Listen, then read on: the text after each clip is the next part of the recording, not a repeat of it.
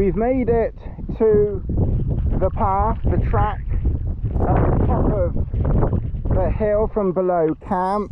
I did a dead reckoning, and as you can see the orange line on the watch at the top or bottom, I'm not sure, but you can see that's the orange line of the route, and the purple line there.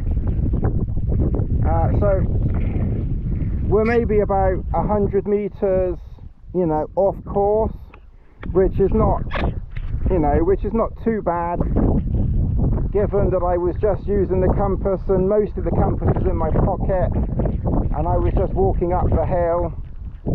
I was doing a dead reckoning of around about 1 meter per right step. Now I must admit I lost count a few times, so I'm not sure whether I counted 700 or 800, but whatever it was, it got me, you know, to this path, which you can see, as I say, here. Clearly, if I'd have gone too far, then the map tells me that if I go too far, then I will literally fall off the cliff. So the map itself and the information the map is giving you, you know, is enough information that if your dead reckoning counting is slightly out, then, like I said, the map itself tells you there's a cliff, you're going to fall off it, you've gone too far, turn around, go back a bit, and find your path. Luckily, it's a pretty good path, you can see. So we're going to follow this path, and we'll try and get to Red Pike. So I don't know what the audio is on this. Clearly I've had to put the medium on away and use the GoPro as is. So, and of course then we have to find our way back down again in this mist. I have the track on my watch, I have it on the phone, I put it in there to get to Red Kite, or Red whatever it's called. I tend to use those as my plan really is to use those as a backup on this one. I want to try and get there by, you know, figuring it out this time, because I've got time, can't possibly go wrong here. I got camp close, so it's kind of like a good practice really, you know, just to use the map a tiny bit. So really it was one straight line that I had to walk, even though there wasn't a path. It was basically camp about 800 odd, so 800 meters distance in a straight line and take a left hand turn when you got that far, or you reach an obvious path. And of course, being the Lake District, we have a path of sorts here. This is clearly, you know, a fairly well used path, which you can see meandering up there. What I've done with this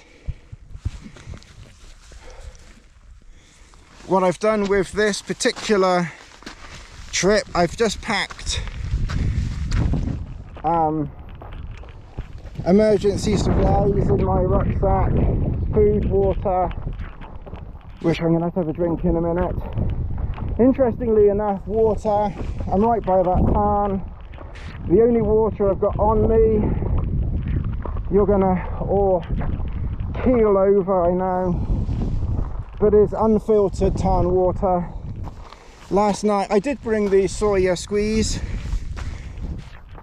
but last night when I took water from the tarn, it's quite a big tarn. I can't see it's that much difference from a reservoir. Livestock, there's virtually none. There's not a soul about. there's nothing here. You're in the middle of nowhere, so I probably will just take a chance on it and just drink the tarn water. I think if it was a popular tarn where people regularly go camping around, I will say that would be different. I would use my common sense there and think, okay, look, that tarn clearly is a popular one. People camp around it a lot. Therefore, probably better not drink from that one. But this tarn, there's nobody around it. I filled up water from a couple of streams. From one stream heading up to it. Lassie!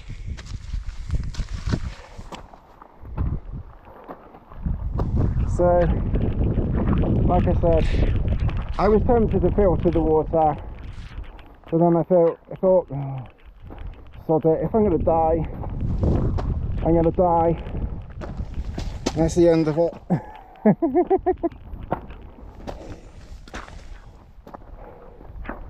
So we're still plodding up this hill here. I've not been counting on this one because I think it should be pretty obvious when we reach Red Kite. I will just do a couple of checks in a minute as well, but we're on a pretty main path here, you know, you can clearly see as we're going up here, from what you can see, you know, that this is a very well worn path, a Red Kite or whatever it's called. My memory is absolutely I think it's Red Kite, but whatever. It's the highest around here, so I think it will be pretty obvious when we get there. So you can see that we are completely misted in around here. Can't even see the bottom of the hill where we were now.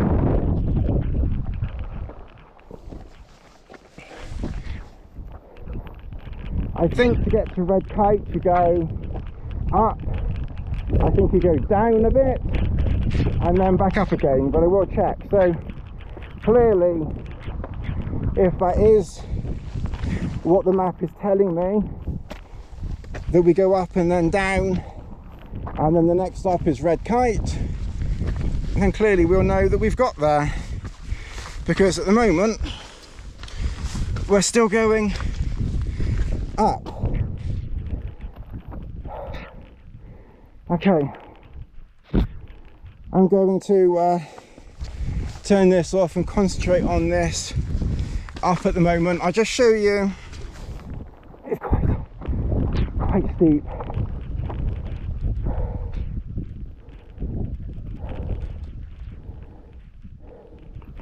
The watch is keeping an eye on me too.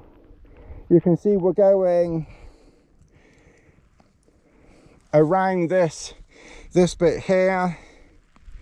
So I just did pretty much a straight line to get there, and of course the path goes around. Unfortunately, technology isn't quite bright enough to understand we're going around, so it doesn't actually have to warn me we're off course, but it's a handy feature anyway. Whew. That's a hill in the mist there. So I'm going to, actually, while you're still there, if indeed you are still there, I didn't bother taking a compass bearing for this section of the walk because Right, just be careful, boys and girls. That's the second time I've dropped my compass. Although the first time wasn't when I was walking, I think it was at the car. But that's the first time out here. Although I dropped it once last year, if you remember rightly.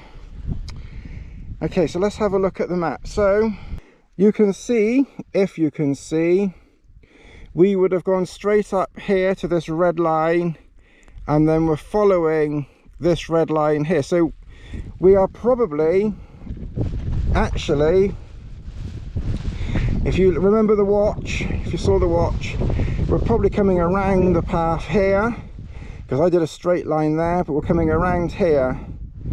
So this big hill up here is going to be this 750 meter, actually no it's not, the 750 meter is this contour line around here. So I think these contours are 15 meter contours. So 750, 60, 70, 80, 90. So that's going to be about 800 meters there. So we're coming around this point here where my thumb is. We're still coming around here. Soon we're going to be crossing the 750 meter mark, heading up to Red Pike there at 8:28 up there.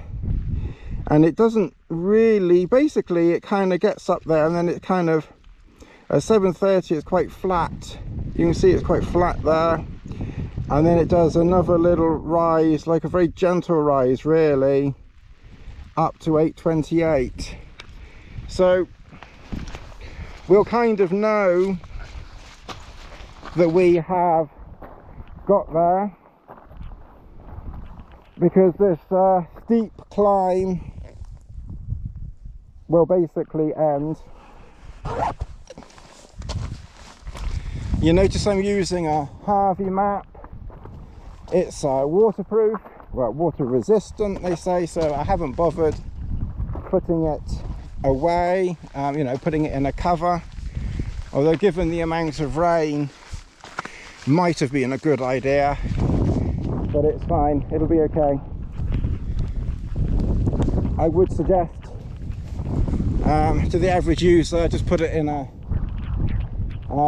protective plastic casing. Realistically, we couldn't have done the straight line that I put on my route, because it would have been coming up that really steep thing there. So coming around there clearly was the thing to do as we followed the path.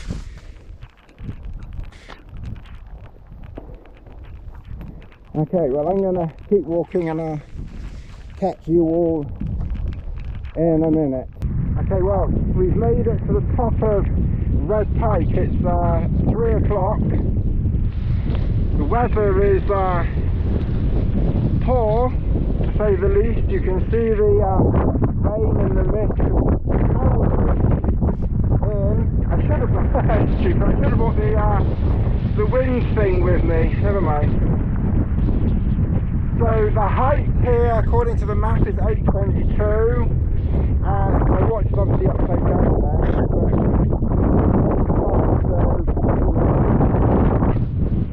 but equipment to double check things so we can check that we're at the correct height, and we are. We've walked 2 kilometers. And we've been walking for about an hour, 5 minutes. I don't know what you're going to be able to hear. I hope it's something. There's nothing else left now but to head back slowly in the direction that we came. It's 3 o'clock now, so realistically we should be back about 4. I will stop on the way back and send a couple of Facebook posts,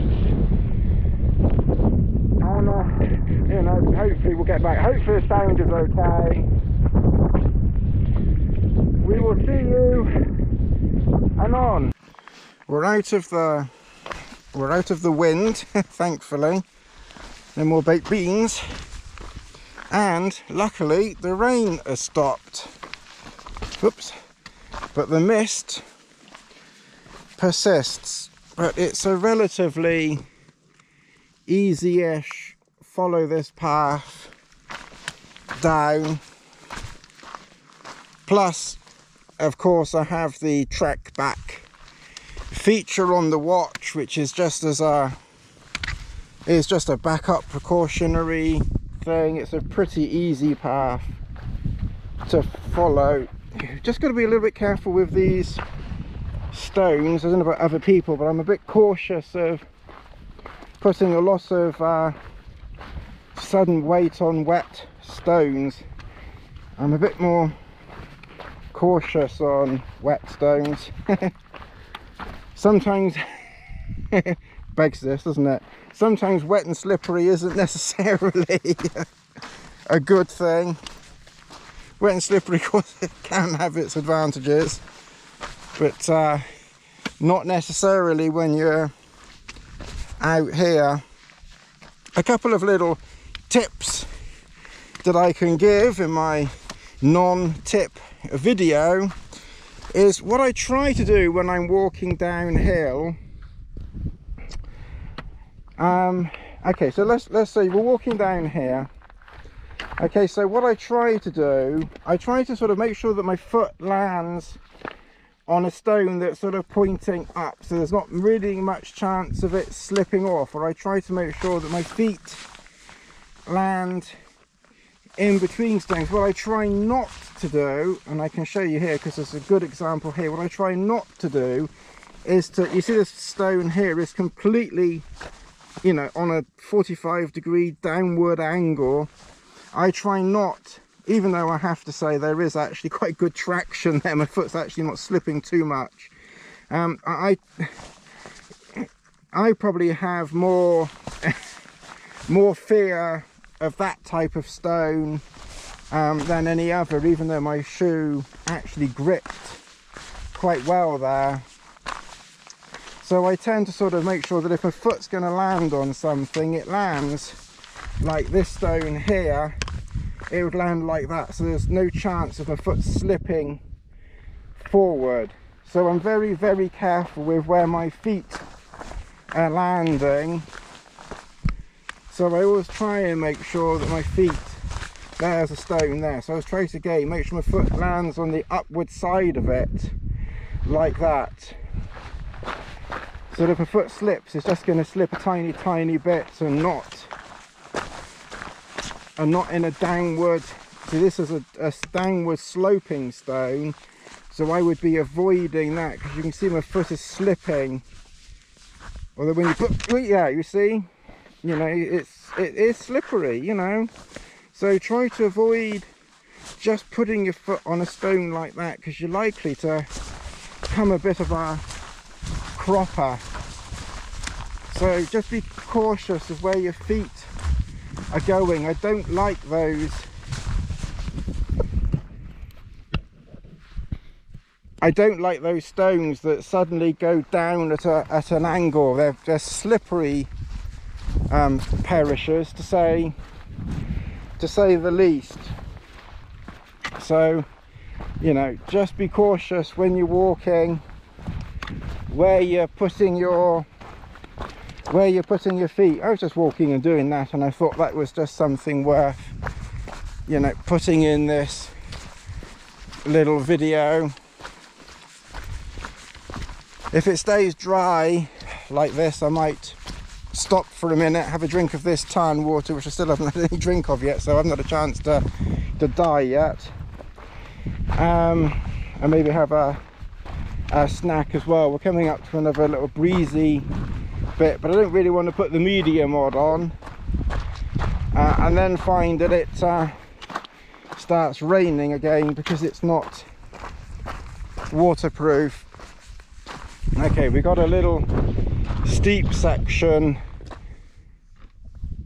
Well, it's not that steep, but obviously it's heading down around there where Lassie's going. So I'm going to sign off for the minute and just concentrate on where I'm putting my feet. Be right. I'd look a right Charlie, wouldn't I? Hobbs. Didn't die of drinking water. Fell off the cliff. Mind you, I'll probably become even more famous then. I don't think I'll risk death for fame somehow. Okay, all right. I'm gonna concentrate where we're going. Well, that non-rain didn't last for very long, as you can clearly see. It's pretty miserable still. It's been almost absolute non-stop rain. One thing that I did for this walk, and normally I wouldn't do it, but I knew that I wasn't going to be very far. I knew it wasn't particularly cold, so I just put my waterproof trousers, which is actually a very old pair. They actually need to be tossed out. It's just they're so light that I tend to take them when things are not critical. I wouldn't normally take them if the weather was, you know, going to be really, really bad in really cold weather or something like that. It's just too, they're just too old. They're about 20 years old Paclite, and I'm 99% sure that they have probably failed. But the thing is, I deliberately did not put my trousers on first and then waterproofs over the top, because I knew I wasn't going to be going very far, and it was just me, not that it really makes much difference. You know, I thought, well, there's no point in I'm not going to bother putting my trousers on. So I just put the waterproof trousers over my underwear. And of course, when I get into camp, and I'm now about 300 meters from camp, I can basically just strip everything off. On my top, I've got my waterproof jacket. We'll see how well that's done. It's a Rab, but it's using their own proprietary soft shell type technology for, you know, for waterproofness. It feels very similar to a Polartec product from a few years ago. Sadly, Polartec don't make it anymore. But it's very soft and very comfortable. I'll find out at camp whether it's kept my shirt dry, because the only thing I wore on my top was my shirt. You can see the tan there, just about in the mist. So the time now is it's about 4:05. So it's maybe taken a few minutes longer to get back than going, but very little in it. I filmed a bit coming back, plus I've sent a few messages.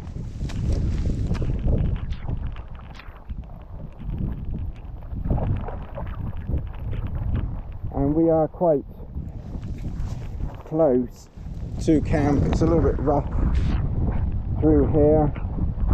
There was a path of sorts, but I think it's kind of disappeared. It wasn't much of a path. I can now see the trail star in the distance. What I did, I left one pole holding the middle of it up and collapsed the front down, and then just brought the one pole with me. When I get to camp, I will put the pole I shall erect my pole again, and I will go and get water while I'm outside and wet, and then I will get into camp,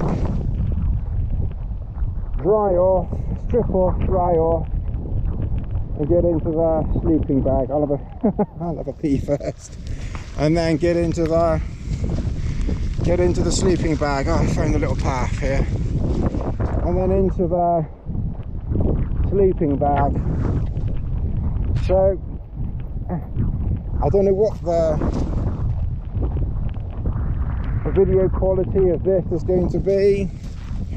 The weather certainly hasn't been quite as kind and generous as I was hoping, but we can't have everything. Anyway, we're very, very near to camp now.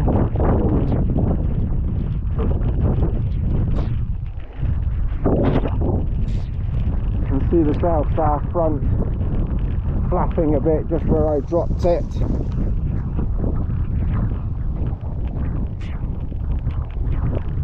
So hopefully everything inside is safe and protected. Should be.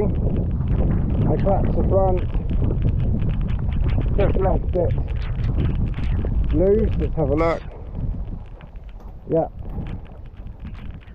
everything looks fine there. So you can see that I just collapsed it there. So all I have to do is put the pole in the ground, tie that around it, and then I have the Trail Star set back up again, and then I'll just go and get water, and then that's it. Then I'm going to get inside and strip off, dry off, and sort myself out. As you can see, I'm wet through. This waterproof jacket is marketed as waterproof, but clearly the weather that we had today, you know, was clearly too much for it, which I, to be honest, suspected. It's weather. Testing. The weather is a little bit pants here. Still, it's about 4:30 in the afternoon. Before I change and get into bed, which I'm going to do soon, you can see it's flooded around here. This whole area is flooded. It's very, very wet here. All around camp is flooded. That peg is underwater. Just luck had it that the bit that I pitched on is flooded over in that corner. The bit that I'm pitched on is higher, just about, than everywhere else. Otherwise it would have been a case of having to shift camp, which I've looked around here. There is another spot here that doesn't look as flat and inviting as the spot that I'm on. But if this weather, you know, carried on and I needed to move camp, then at least I can move literally 30 or 40 meters. It would be an absolute pain. But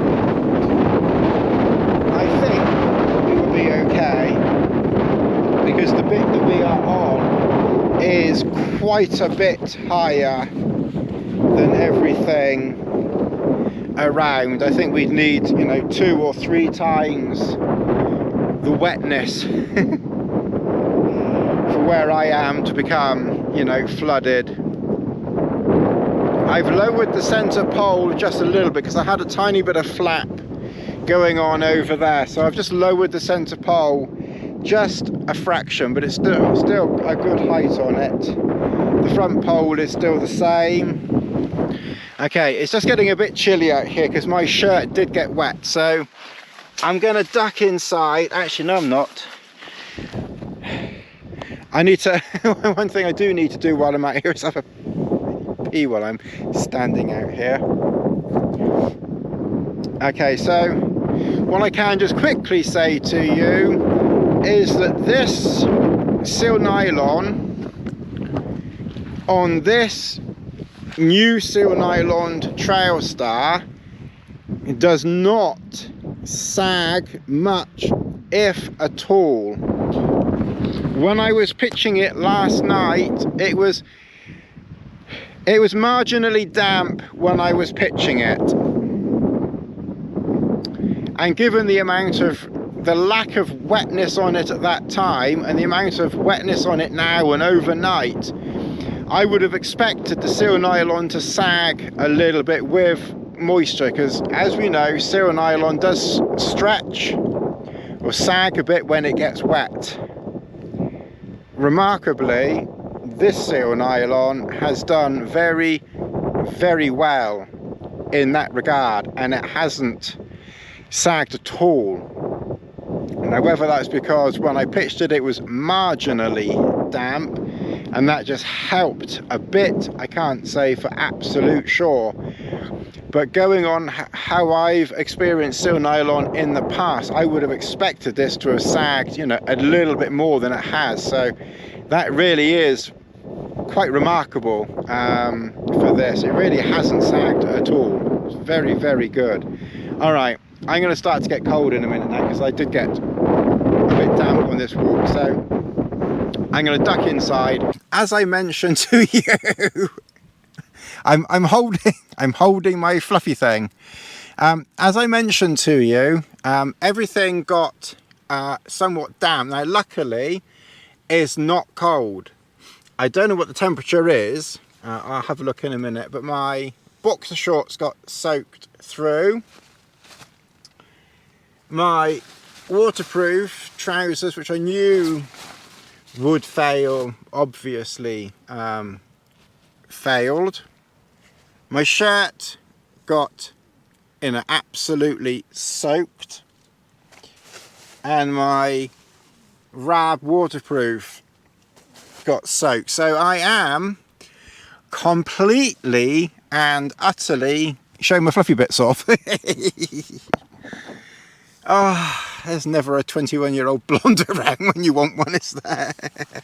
So I can't show you very much, obviously, but you know, that's my neck and booby bits, so we're not going to show any more there. And now, luckily, let's just be a bit careful what we're doing here. So that's my legs there. You know, you can see there, they're soaked. I did bring a towel. This is my this is my towel. I bring a bigger towel maybe in the winter. I probably would put a bigger towel in the winter. Plus I'd put a towel in for Lassie as well. But you know, given that the temperature is quite damn, fluffy bit was down there. Normally I would bring, you know, a towel. In the winter I'll bring a bigger towel. But this time of the year, I'm just going to dry off naturally here, I think. I'll just have a look at the weather, just as a curiosity. Temperature 16 degrees, so it really is not cold at all. You know, 15, 16 degrees is very mild. Really, I can hear Lassie out there splashing away somewhere or other. So once I've dried off, I've got some cord. I'll hang up a line that I can hang stuff up on to dry, you know, a few bits off here. The only thing I've got today and tomorrow, I'm not going anywhere tomorrow. All I'll do tomorrow, if the weather permits tomorrow, then I'll go up the hill, which is just over there, and I'll try and do a live stream from up there. If the weather stays horrible tomorrow, then I'll just stay here in camp, and I won't go anywhere. I'll just relax here and just do nothing in camp all day. Maybe do a bit of video or something. Basically, we'll kind of see how tomorrow goes. The one thing I stupidly didn't think to do when I had a signal was check the weather forecast. So I don't know what the weather's going to do tomorrow. When I looked yesterday, I did get the impression that tomorrow was supposed to be marginally better than today, but I wasn't expecting today to be quite as rubbish as it was. So we'll kind of see how it goes, really. All right, look, I think what I need to do, the rain is starting to come down again out there. Now, like I said to you earlier on, with my clothing system, it doesn't matter that everything that I wore when I went walking is soaked, and I got soaked to the skin, because I actually deliberately, and it's really good that I did it, because I knew that it was mild enough. Whilst my shirt got wet, I didn't even take my merino, which I wore yesterday. I didn't wear my trousers. I just wore my underwear and my waterproof trousers. So I didn't even bother wearing my hiking trousers, because I thought, well, what's the point in wearing the hiking trousers when I'm going to be wearing waterproof trousers the entire time? I would have only ended up having wet trousers as well as wet hiking waterproof trousers. So I deliberately didn't wear them. So if the weather you know, does clear up tomorrow, or on the walk back to the car, because that's all I've got now, then at least I've got dry trousers for the car and driving home Sunday. And obviously if the weather was really, really poor on Sunday, then I would do the same thing. I think I'd probably just put my waterproof trousers on and pack my trousers and then just put them on at the car. Anyway, it's coming up to 5 o'clock now. I think it's time to put some clothes on now, because it is starting to cool off a bit. So the first thing I'll do is put my t-shirt on, which is dry. My wind shirt, wherever that is. I don't know where it is, it's somewhere, which is dry, because I didn't wear that.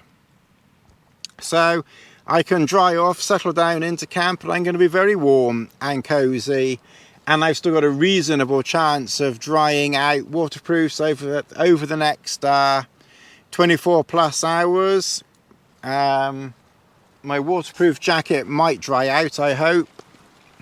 And maybe, hopefully, my merino undies might might dry out. I'll rig up a clothesline in a minute. All right, well, as I said, I'll catch you all later on when I've settled down into bed. Hopefully you're catching me with my fluffy bit over here, because I haven't got anything to attach my fluffy bit to. Woo, my fluffy bit.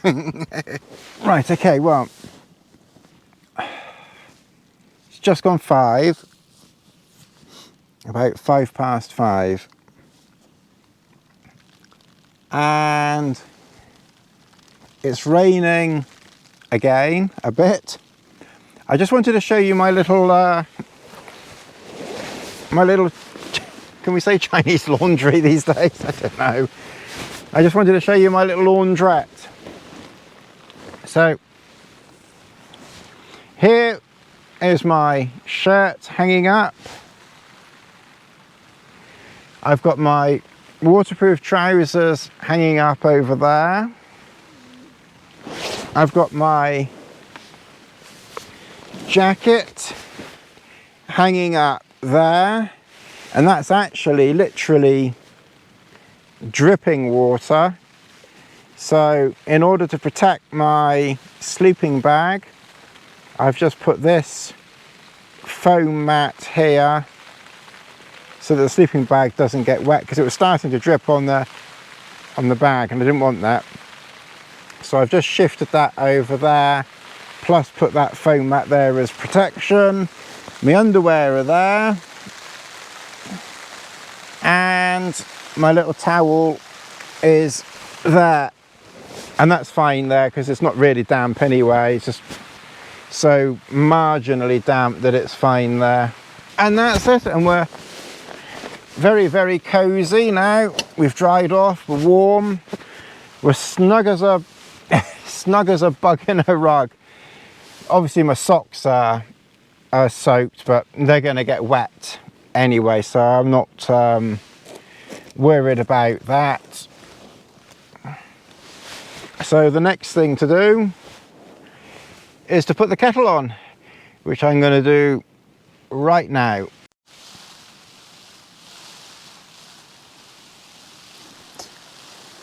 Okay, well, it's just coming up to 7 o'clock, and I just thought I'd show you Lassie. It's a silly dog.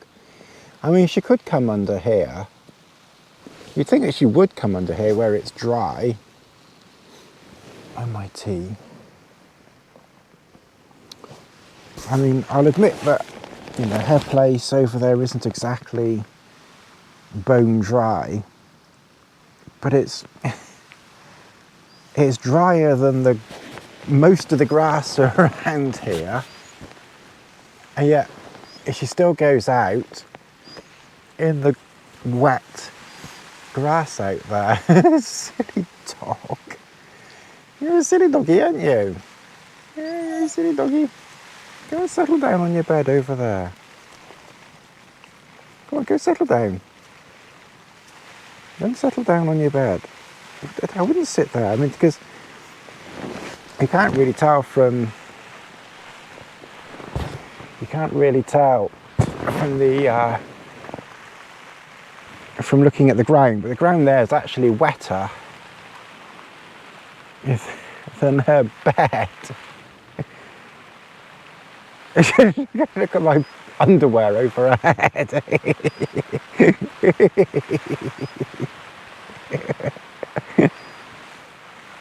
Lassie, haloed by Hobbs's knickers. Oh, Lassie, you are funny. Go and settle down in your bed. Go on, get into your bed. It's drier. Maybe it'll be bone dry, but it's drier. Anyway, I've checked the, like I said, I can't check the weather forecast because we haven't got a signal, but I've checked the barometer, and at the moment, let's see, I've got no idea where she goes when she's outside. She clearly doesn't go far.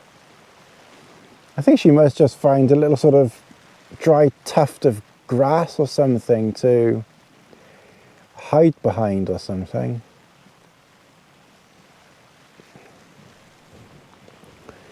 Anyway, I've checked the barometer and it's pretty steady low at the moment.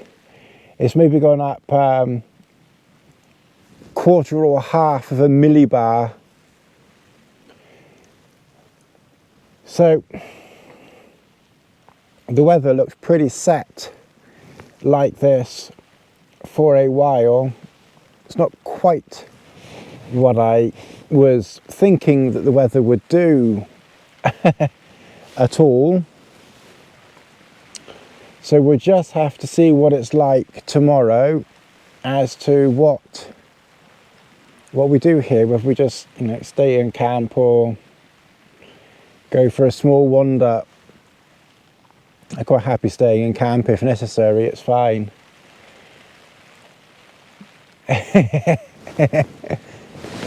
Anything is more peaceful there.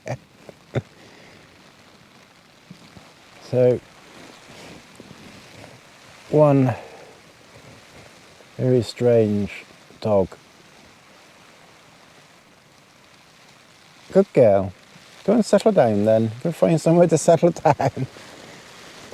Okay, well, like I said, it's coming up to 7 o'clock, so the temperature, I put my fleece on this evening because it's a little bit cooler. Either it's a bit cooler than last night,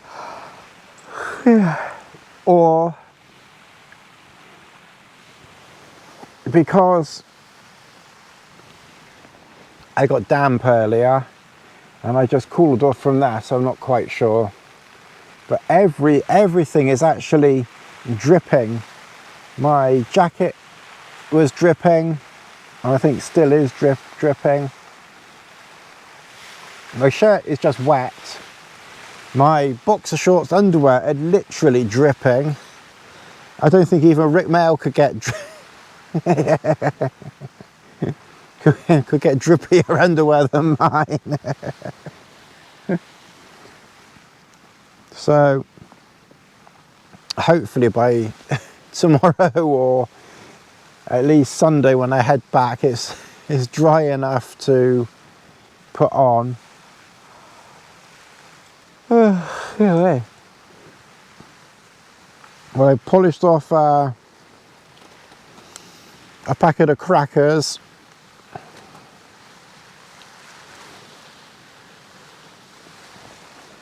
A bar or a piece of Stilton cheese. So I've had a tea. I've had 2 teas since I've been back, so I'm quite warm. Like I said, I put the fleece on because I was just cooling off a little.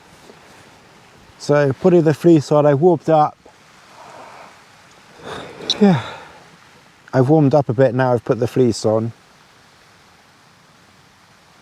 I've put my beanie hat on just to keep my head cozy.